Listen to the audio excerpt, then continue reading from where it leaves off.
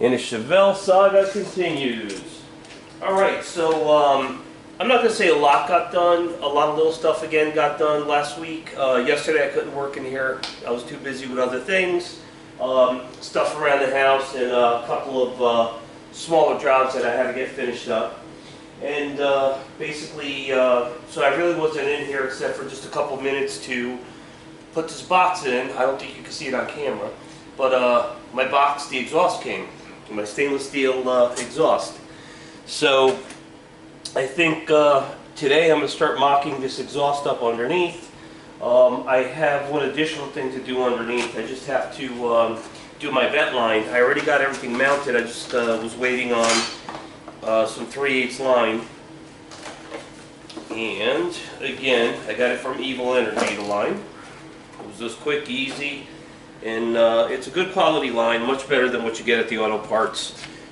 You know, it's just a nice, not super stiff, but it's not one of those like really weak, almost like vacuum line kind of thing. Because a lot of fuel line is kind of soft that you get from the auto parts. This one is really nice. So I just need to cut a little piece, do my vent underneath, and gas tank's 100% at that point. I don't think I have anything else left underneath today. I ran wires.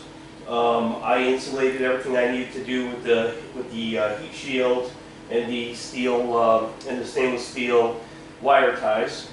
Also, I got the heat shrink on the covers for the AC lines, and I'm glad I covered them. They do look so much better. And I have a bracket I need to make. I kind of started it. It's just going to be out of some aluminum flat stock. And I just got to cut it to size, round off the edges. Two drill holes, and our bracket will be good. It'll just take the vibration out of the line here. I'll pop the camera off and I'll show you a little closer. But I just want the vibrations out of these lines. I don't want them super stiff, but I don't want them super loose either. And the same with the bundle here. Basically using, I guess you would call it an insulated cable clamp. And they're readily available. You could get them at, I got mine on Amazon. It's just more convenient for me because during the week I'm too busy to run the Home Depot and stuff like that. And basically, I'll show you one of the bigger ones that I have. Basically, it's a stainless steel strip with a rubber insulator. And when it comes together, basically you could form a, you could shape it or whatever. You could form a round. You could make it a little more, oblong. You could do whatever you need to do with these to make them work. And they're pretty sturdy. I've used them in the past, and if you look closely, not really now, but years ago, a lot of manufacturers actually used to use this type of clamp to basically secure hoses and wiring and things like that, just to neaten things up and kind of give you those nice, clean, straight runs. And let's see, what else did we get done? That was really it. I didn't spend a lot of time in here. A little excited though that my exhaust came yesterday, and it looks really good. It was the packaging was fair. I'm not gonna say it was great packaging, not on this one. The outside of the box didn't look that great, but the inside was packaged pretty decent. Nothing's dented, nothing's bent, so I'm going to say it was a successful delivery. And again, just your basic mufflers here. And like I said, the box was kind of beat up a little bit, but it is what it is. And it's a MagnaFlow system, so it'll be good. It's got the Y pipe, the whole 9 yards, good old instructions. It appears that for the most part it's going to use existing mounting from the original exhaust. We have to enlarge a couple holes for the new heavier hardware, and that's about it. So I'm going to pop the camera off real quick, and let's just take a look at those hoses. And as always, not a cameraman, so get ready to get dizzy. So basically, to neaten up the ends of the covering, I used heat shrink. And this was 1.5 inch heat shrink, and it shrunk right down. It tightened it up. It looks good. I heat shrink there. Heat shrink down there. and of course over here.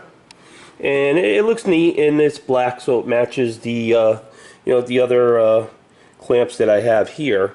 So basically, we need to take that bounce out. So here's one of the cable clamps, and we'll put it right about there, where it naturally falls, right about there. And we'll use a piece of that flat stock to make a bracket. It'll attach right to the head, attach to the clamp, and that'll take that little bit of bounce out. We want some give. We want it to move a little bit, but not a lot. Same here.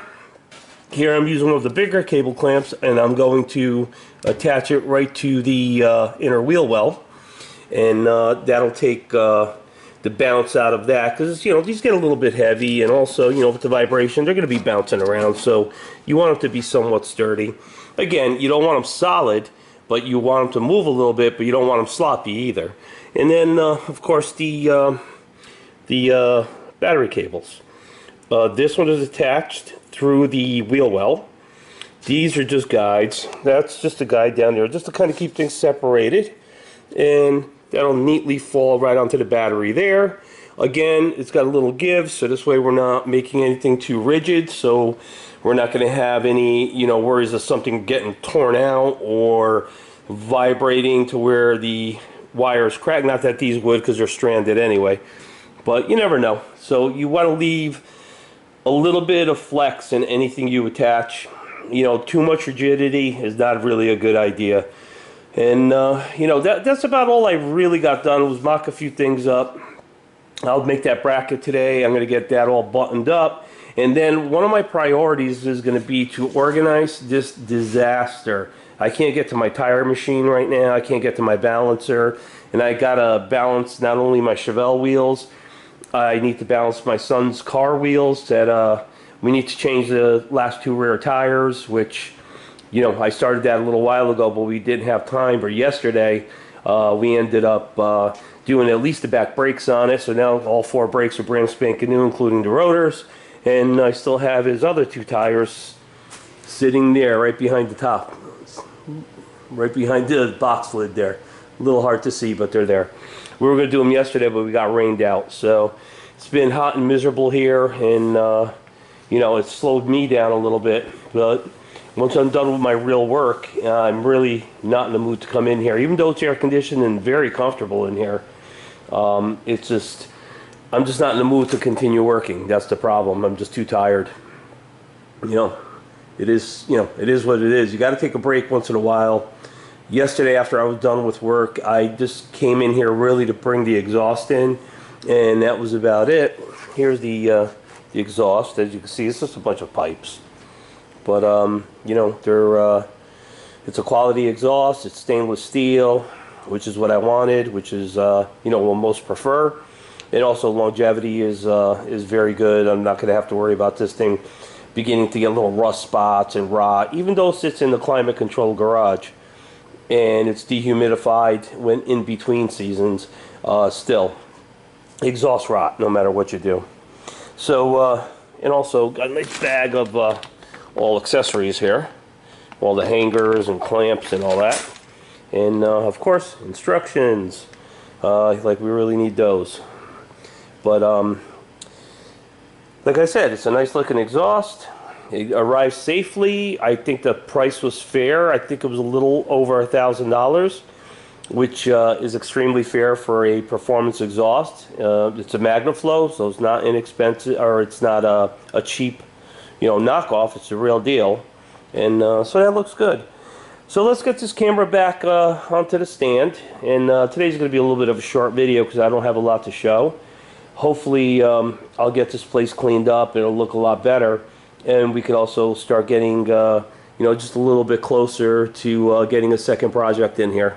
I mean, we're close to starting now with the exhaust here. If I can spend the time on it today, I'm kind of beat from yesterday, but I'm going to try.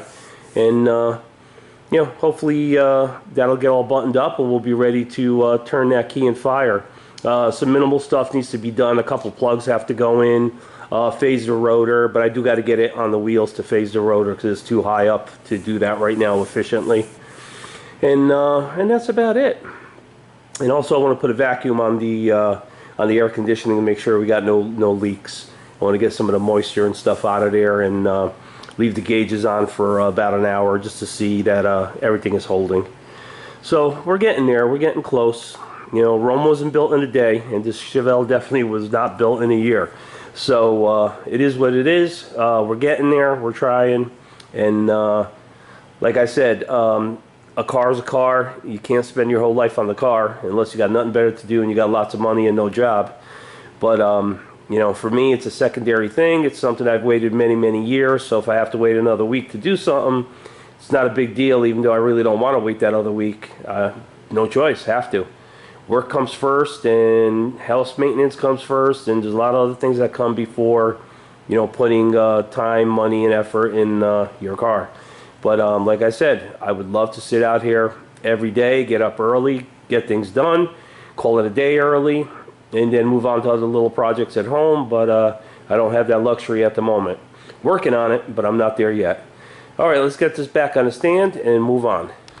Okay, so one of the things that I do when I'm not actually here hands-on on the Chevelle is I start planning out the other projects. And I'm still kind of in a toss of, do I want to bring the coupe in next, the 34 Ford, or do I want to go straight to the coffin car? The coffin car probably would be quicker. It'll take less footprint here, and I could probably do some better videos of me actually working on it, because we'll be in a wide open area, so I can set up the camera and you'll still be able to see a few things. As for the Chevelle, I can't really work on the car, leave the camera on, and have you guys really see anything that I'm doing, because I really would need a camera person to help me, but unfortunately I don't have that. And you know, and I have no volunteers, so, you know, because I do these videos fairly early, and most people are still in bed. And I've been out here for a couple hours already, just kind of looking at things, and I cleaned up a bit just so this way, you know, it wouldn't look like a total disaster for this video. But it is what it is. My time is limited. I do the best I can. So I guess you know, every day, as long as I could do an hour's worth of work, and right now I'm coming really, really close to the end of these little odds and ends and things that have to be done, and I can get back onto like something big like the exhaust, which looks like it's going to go fairly easy and fairly quick. I haven't gone onto the car to research the original mounting, because this car, I had original exhaust here one time, and it was installed by an aftermarket. I don't remember who it was, so it was Meineke or Midas. I think it was Midas. And back in the 70s, basically, you know, if you were a little loud or whatever, you would get pulled over, get a warning ticket. You would have to get the exhaust taken care of. You would have to kind of get a re-inspection in order to keep your registration. So I had to go through that one time. And after that was done and I was re-inspected, obviously I took everything right back off. So, you know, it was a waste of money basically, because even back then exhausts were a little pricey, you know, based on the time. Everything is relative, you know, cost-wise. You know, like today's $1,000 exhaust was the 70s $250 exhaust. So, you know, pricing is relative to the times and the economy. And you know, so basically, that was the only time I had a stock exhaust. Was it put into the stock position? I would say yes. I really don't know. I don't remember. The exhaust literally lasted on this car for about 3 days before I ripped it back out and went back to, you know, to, I forget what I put on there. I think they were Hush Trush that I put on there the second time. But, you know, so this week, like I said, I still haven't solved my my hose covering issue. I haven't really had the time to look and get the proper covering and the proper clamp, so I could finish that and get the hoses done. Also, I'm waiting for my Evans coolant, which will be here Monday, I think, tomorrow. And this way I can start getting fluids in here. And we already have engine oil in here, and I already primed it and did all that. And it was primed prior to me getting it. It was also run prior to me getting it. It was run on a dyno. So once we get our fluids in, again, I'll pressure test, make sure we got no leaks, so we have no surprises, disasters, and messes once we do get this thing running. And that's about it. On the interior, I'm close on the interior. I mean, really, it's just get the seats back in it. Everything else, for the most part, is done. The back seats need to go in, some odds and ends. I got to do the liner. And I think I got a little too ahead of myself when I put in the weather stripping in the channel there. I think I'm going to need to remove that again to do the headliner. I mean, I'll attempt to do it with this in the way. I was looking and it looks like I have room, but I don't know if there's an advantage to having these out of the way, but it looks like there is an advantage. I'm just looking up in here, and I guess if I were to move this, it would open up this channel a little more so I could get my hands in there a little easier and not struggle with it. Again, I hate doing headliners. I don't know of anybody in my area that even does upholstery type work anymore. It seems like they're all out of business and gone, and it's kind of a dead trade, I guess. There's some boat places that do upholstery, but not headliners, obviously, because boats don't have headliners. And if they do, it's not this type. So, you know, I'm kind of limited on everything. In other words, I'm limited on time. I'm limited on finding competent people to get little things done for me that I really just can do but don't want to do. And the headliner, I just don't want to do it, but it looks like I'm going to have to. And the vinyl top, again, you know, I can do it. I don't want to because I could be spending my efforts on something else. And, you know, I just try to pay someone to do those so they're done, over with, and it's not something I had to deal with. But like everything else in my life, it looks like I got to do it myself. So, like I said, I can do pretty much everything on this car, but actually I can do everything on this car. But sometimes you just don't have the time, and you're willing to pay to have it done, but finding that right person to do it gets a little difficult. So, it is what it is, guys. Today was kind of a short video because, again, I didn't get a lot done. Today I'm going to concentrate really on doing these last couple little things and then creating some workspace because there's a lot of crap in here. And I mean, it's all good stuff. It's a lot of it is brand new in the boxes. A good portion of it in the corner there is the OEM parts, which there's really nothing wrong with them, so I'm not throwing them out. I will save them, and you know, will I eventually sell them or whatever? No, because I'm like a nostalgic pack rat, and I'm going to keep everything for the car. Everything is, a lot of it is already boxed up, and I didn't catalog everything yet. The box is cataloged, but I got to go through all the boxes, put them all together for the 72, and I'll have to put them all together for the Camaro because that's another project, and several projects. We've got a lot of projects, and I've been also thinking about getting my 54 GMC going, my 3800, and it's on top of my flatbed at the moment, and I'm thinking about dropping it, you know, off the flatbed real quick and getting it on jack stands. I just got to wait for jack pads because I don't want to ruin my brand new driveway. So if I could get it on the jack stands, I could tear the wheels off it, I could get the brakes functioning, and maybe what I'll do is leave that truck the way it is, because the interior is really not that bad. It's not ripped up, torn up, or nasty. It's actually decent. And the truck ran up till I bought it, which was, I would say ballpark about 2014, 2015. So I've had that one for a little while too. And I'd like to get started on it, at least get the wheels off it, strip it down. I'm sure it's going to need cylinders. I'm sure, you know, I believe the fronts are also wheel cylinders. So I'm sure all that is probably, you know, rotted, whatever, because it doesn't have brakes at the moment. I think it did when I first got it, and then again, sitting and all that, not a good idea. But again, time is limited, so life takes you on different directions. So maybe I'll get that down today, and I just got to figure out exactly where I want to put it so I can access it easily. It's not in the way, and I don't have to worry about, oh man, I got to move it now because I got to get something out. I think right outside my entry door, I think is going to be the best spot.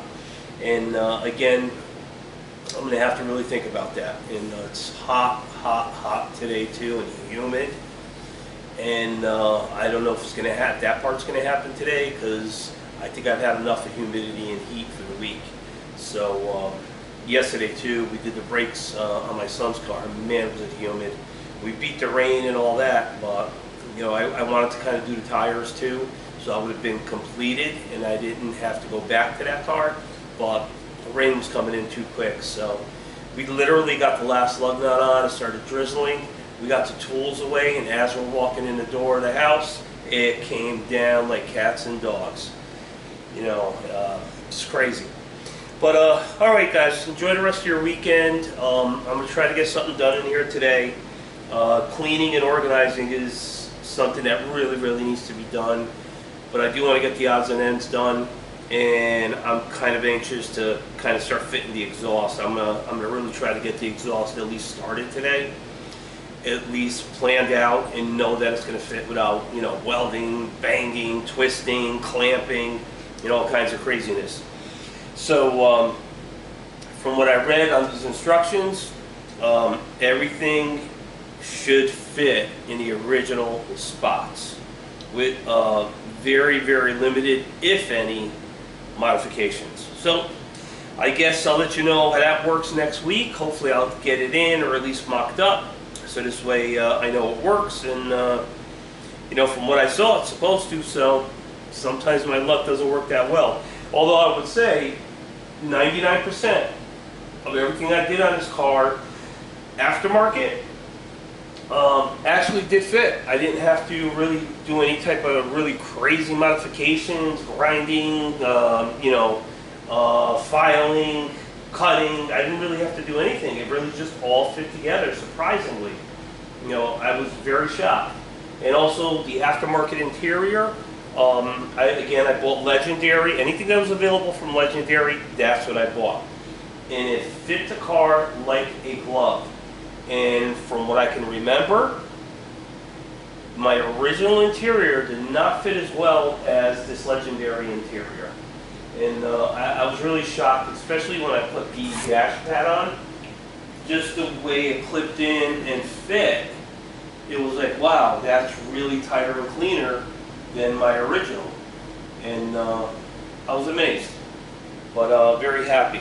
So hopefully we have the same experience with this exhaust. And I'll do a quick review on the exhaust. And again, I pay for everything you see here. Nothing is given to me. You know, nobody gives me anything to test or whatever, even though that would be cool if it eventually happens. I'd love to be able to test products and give honest reviews and, you know, tell you, hey, this is great, or this is garbage, don't buy it. You know, I would be very honest with that. I wouldn't want anyone to spend their hard-earned money on something that's not going to work. You know, I would do the pros and cons, and my final decision if I would use it. So I'm working on a lot of things to get to that point, but I still need some more subscribers, need some more comments, and some more views. So if you guys could I can't talk today. If you could subscribe and like, that would be great. It would help the channel. It would help me get to the point of where I can start possibly reviewing products and, you know, and helping to guide, hopefully, the next generation into purchasing, you know, the decent parts for decent money, and you know, just kind of keep a hot rodding alive. You know, keep these old cars going, and get a whole new you know, audience of a younger generation wanting to do something like this. And again, I just want to stress, you don't have to spend the money I am spending here in order to achieve a final goal. I just chose to spend this money. I've been saving this money for over 20 years to be able to do this, and I'm glad I was able to do this. And again, I built up a good fund to where I should be able to get 2 more projects out of it. You know, it's always important to pay your bills. You know, just take care of your family, do all the right things before you spend money on a car. So if you could create a fund where you can start socking away 10 bucks, 5 bucks, 20, 100 if you can, doing a little extra work here and there, and putting that money aside, And this way you have a little bit of a fund to be able to start a project. And again, you can recondition the parts that come off the original car, you know, the original motors, if they're still running. Just give it a good tune-up, clean it up real good. As long as it's not burning tons of oil, you can leave the power plant in there for a while. It's all about just maintaining what you have, take off what you can, clean it up, paint it for now. Rattle can of paint is cheap. And today's rattle cans are actually, the Rust-Oleum paints in the taller cans actually are quite nice paints for, you know, undercarriage stuff and really for anything. I mean, you got to work with the budget and you got to work with what you can. So there's always a way to do this without spending a ton of money. So don't let, you know, these parts I'm showing you or what I'm doing discourage you saying, oh man, that's a lot of money. You don't need to do what I'm doing. You just need to recondition what's there. And, you know, even though these cars are like 50 years old, most of the parts were built so solid, you can still work with them. You can still clean them up. And even if you got to do a quarter panel, a door, whatever, the aftermarkets are pretty decent. And just like Goodmark, I do like Goodmark. Their stuff fits really well. I don't have any experience really with a lot of aftermarket panels. I was lucky, and this is all original on my car. And I do have an original door for the other side if I choose to put it on, which right now I'm not. And you know, there's a lot of good stuff out there. Some of it you got to tweak to fit it, but you got to remember, in 50 years, the car twists, turns, and gets a little out of its geometry. So there's always going to be a little bit of work to do. But it's doable. You could do it in a budget, and you could have yourself a really nice ride. You know, something different than today's, you know, plastic vehicles. All right, guys, have a good weekend. I'll see you next week. Please like and subscribe. I would appreciate it. Thank you.